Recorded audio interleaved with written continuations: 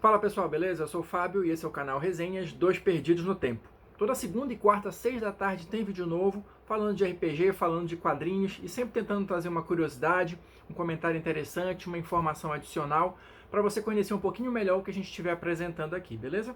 Se por acaso é o seu primeiro vídeo, dá uma conferida aí no nosso material e se você curtir, se inscreve aí e ativa o sininho para não perder mais nenhuma das nossas resenhas. E falando em resenhas, a de hoje vai ser sobre quadrinhos. A gente vai falar desta edição aqui, Superman, O que aconteceu ao Homem de Aço. Essa edição aqui especificamente é a edição encadernada da Eagle Moss, né, da coleção de graphic novels, que vai reunir três histórias principais: O que aconteceu ao Homem de Aço, a Linha da Selva e Para o Homem que Tem Tudo. Além daquela história clássica, né, que quem está acostumado com essa coleção sabe que no finalzinho eles sempre colocam uma história clássica que tem alguma coisa a ver com as outras histórias que foram publicadas na edição. Mas assim, clássico aqui é o que não falta, tá? A gente tem muitas referências, muitas informações bacanas para comentar sobre essa edição, então fica aí com a gente que tem coisa interessante no caminho. Bom, para quem de repente começou a ler quadrinhos há pouco tempo, né, eu preciso dar uma contextualizada rápida só para vocês entenderem por que eu estou falando que essa história especificamente é tão clássica. Olha só, na verdade, tanto O que aconteceu ao Homem de Aço como Para o Homem que Tem Tudo são consideradas duas das histórias mais clássicas do Super-Homem. Mas por quê? É aí que eu preciso fazer uma pequena contextualizada. Essas histórias foram publicadas lá fora em 1985, tá? E nesse ano era o período de transição que a DC estava fazendo entre a saga conhecida como Crise nas Infinitas Terras e o recomeço, né, o famoso reboot, o único reboot genuíno que a DC já fez no seu universo foi depois dessa saga, da Crise nas Infinitas Terras. Então toda a cronologia anterior foi apagada e os personagens recomeçaram do zero, inclusive, claro, o Superman. Essas histórias foram as últimas publicadas antes dessa transição, antes dessa mudança, né? Antes de tudo que tinha acontecido até então ser apagado, né? E o John Byrne, em uma outra série de histórias clássicas, dá o start, né, dessa nova vida do Super-Homem, né, dessa nova origem, etc. e tal. E essas histórias, elas caíram no gosto do público, né? Foram republicadas diversas vezes nos Estados Unidos, aqui no Brasil também. E por que elas se tornaram clássicos, né? O que elas têm de diferente? O que as torna assim tão especial? Bom, para começo de conversa, deixa eu começar aqui a mostrar um pouquinho da edição. Essas histórias foram escritas pelo Alan Moore, que na época estava começando a trabalhar na DC, né? Ele não era ainda tão conhecido como é hoje, tá? Mas coube a ele contar essas últimas aventuras do Super-Homem, fazer essa despedida, esse encerramento, né, do Super-Homem pré-crise, para deixar o caminho liberado para o John Byrne assumir dali para frente, né? Então aqui, olha só, o primeiro detalhe interessante é que a DC coloca que essa é uma história imaginária. História imaginária era um recurso que a DC já tinha usado antes, né? Quando ela queria fazer alguma história que fugisse da cronologia, né? E assim, que não tivesse nenhum compromisso com o que já tinha sido estabelecido até então. Isso quer dizer que O que aconteceu ao Homem de Aço não faz parte do cânone da DC? Isso sempre foi um ponto de polêmica, né? Mas a própria editora, já tem um tempinho, ela estabeleceu o seguinte: O que aconteceu ao Homem de Aço é o final de um dos super-homens do multiverso. Muito espertinha, né?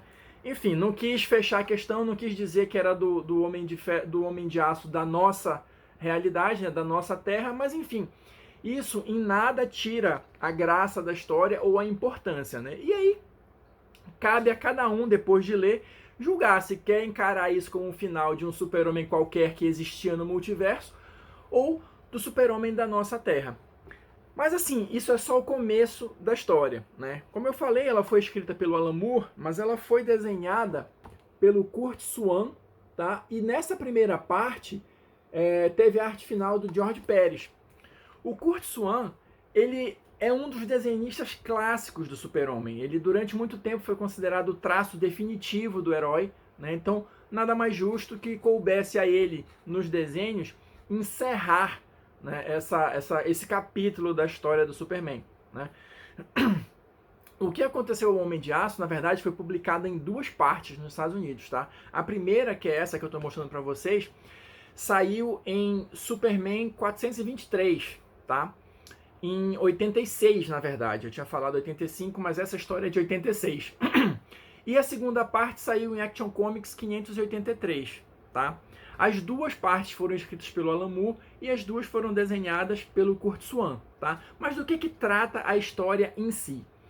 Bom, ela é ambientada no então longínquo ano de 1997, né? E o Super-Homem está desaparecido, está sumido já tem um bom tempo.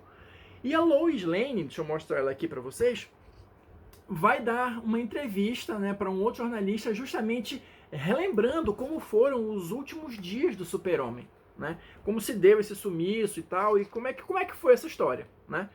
E aí é interessante, não só para a gente ver assim os detalhes, né, de como se imaginava, né, que seria o futuro em 1997, em termos de mobília, de roupa e tal. Tem alguns apetrechozinhos mais para frente na história.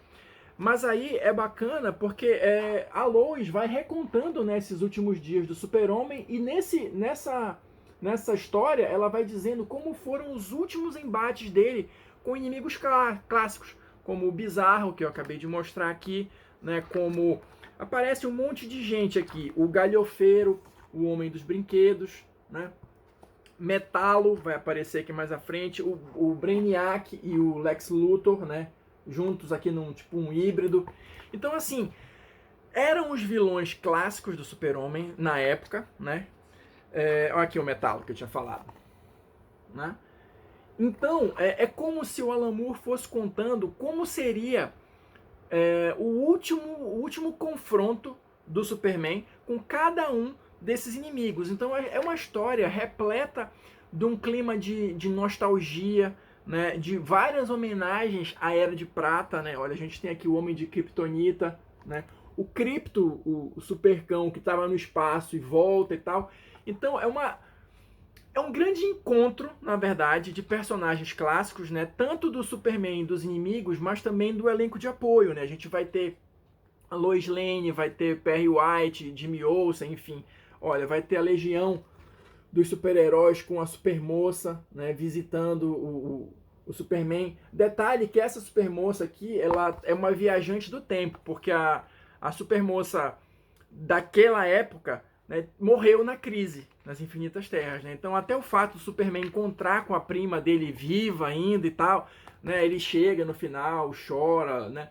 Então assim, é uma história bastante emotiva, né? E pensada justamente para ser esse fecho na história do personagem, né? E um grande presente para os fãs com essas homenagens todas que eu estou falando aqui, da Era de Prata e tudo mais. Olha, a Fortaleza da Solidão com aquela chave gigante que tinha na época, né?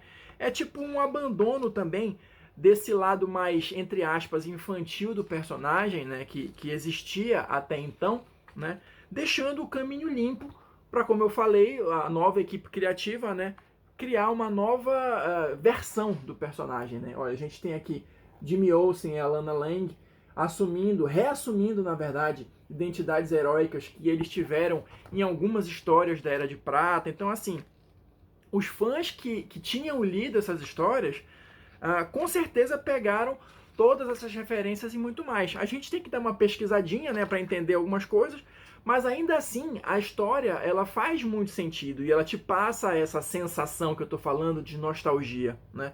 A gente tem aqui, olha, uma versão um pouco mais sombria do Mixplique, né? Então, assim, para o o que aconteceu ao Homem de Aço, na verdade, é essa enorme despedida, né? Que termina aqui com o sumiço inexplicado do Superman e tudo mais.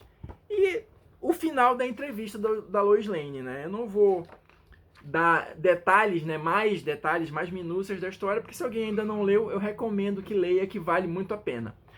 Só para a gente encerrar as curiosidades a respeito dessa história específica e passar para as outras que compõem essa edição, como eu disse, ela foi publicada em duas partes, tá? Em uma delas, aqui no final da edição, ele coloca as capas, tá? Eu quero chamar a atenção de vocês para esse detalhe aqui da Action Comics 583. Essa aqui é a reprodução da capa original. Então, se a gente for ver aqui, olha, no finalzinho aqui tem um monte de gente se despedindo do Super-Homem e tem algumas pessoas, olha, humanos normais, vamos dizer assim. Essa galera aqui trabalhava na DC na época, né? Então, é o Murphy Anderson, o Curt Swan, que é o desenhista, a Jeanette Kahn, a editora, o Julius Schwartz, que era um famoso editor da DC também. Então, eles todos estavam presentes aqui na capa, dando seu adeus para o Super-Homem também.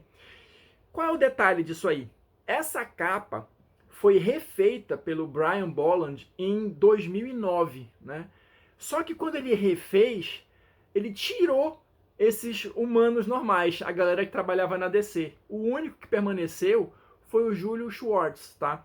Inclusive, a capa desta edição aqui é a reprodução da do Brian Bolland, só que como tem aqui o texto, não dá para ver esse detalhe.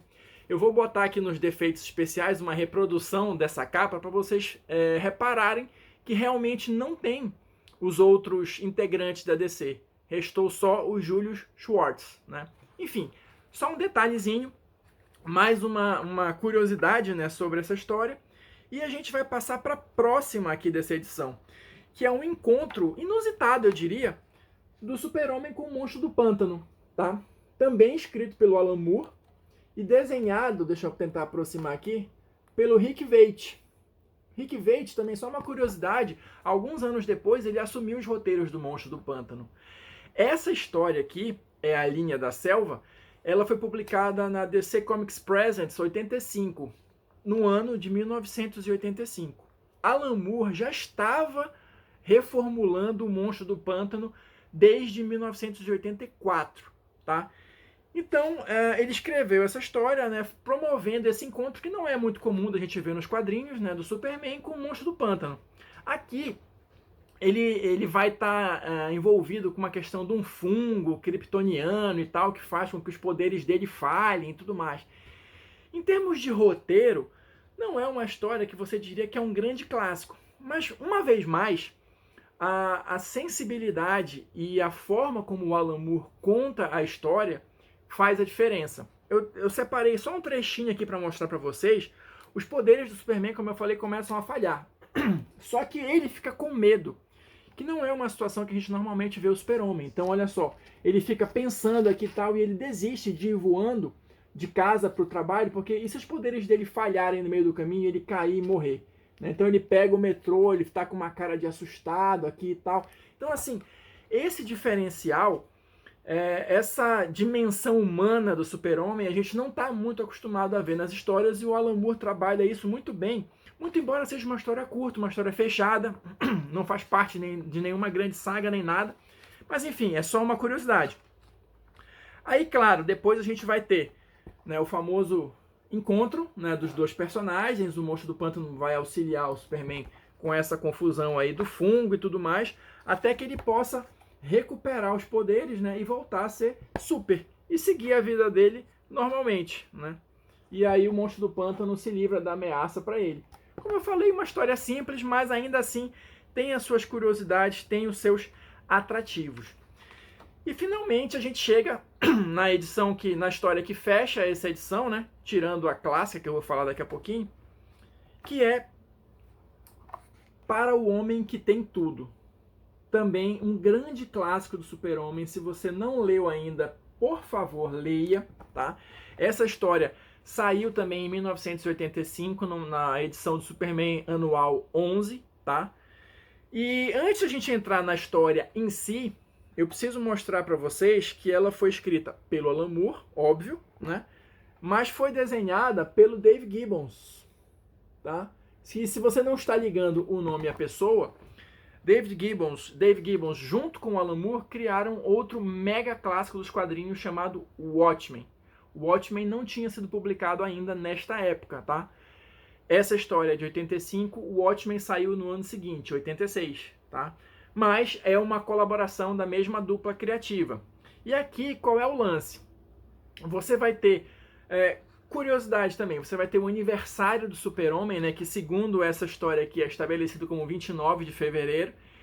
Então a gente vai ter aqui Mulher Maravilha Batman e Robin, que aqui é o Jason Todd, chegando na Fortaleza da Solidão para entregar presentes de aniversário para o Super-Homem. O enredo também parece meio bobo, né? Mas quando eles entram na Fortaleza, eles vão encontrar o Superman aprisionado por essa planta aqui chamada Clemência Negra.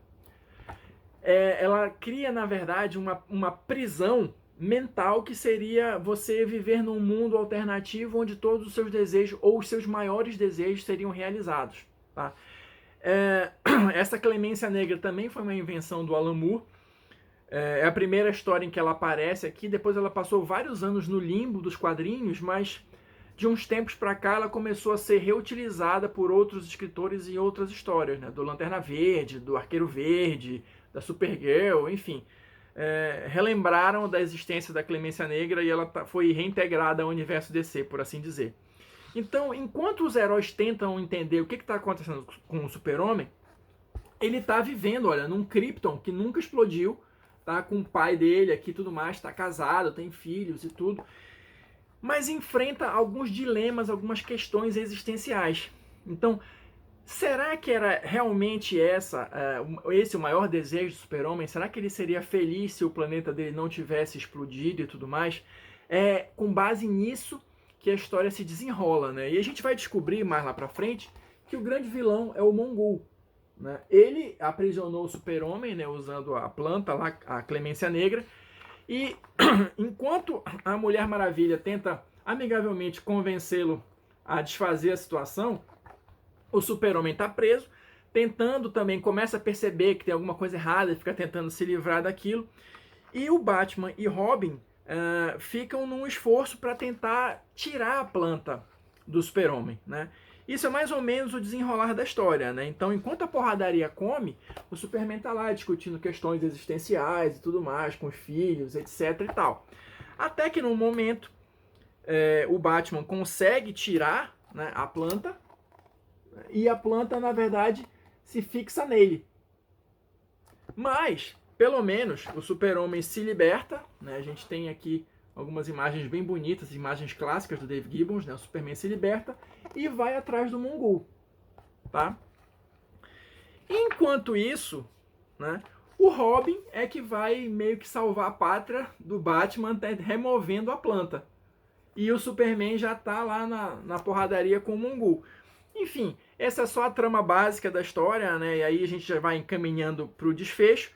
Se você não leu ainda, também recomendo que leia, uma história muito bacana, muito legal, não é um clássico à toa. E só para a gente fechar aqui, a gente vai ter a última história da edição, né? Que é um clássico, uma reprodução de Superman 30, tá? Que é a primeira aparição do Mxyzptlk. Bem diferente de como a gente conhece hoje, né? Enfim. História do Jerry Siegel e Joe Shuster, né, os criadores do Super-Homem e tal, e ela é de 1944, enfim. Então é só a curiosidade também para quem quiser conferir a primeira aparição desse personagem, né? Mas essa é a nossa dica de hoje, histórias mais do que clássicas do Super-Homem, histórias famosíssimas, histórias que todo fã do personagem e de quadrinhos em geral precisa conhecer, precisa ler. Então essa foi a nossa dica de hoje, espero que vocês tenham curtido.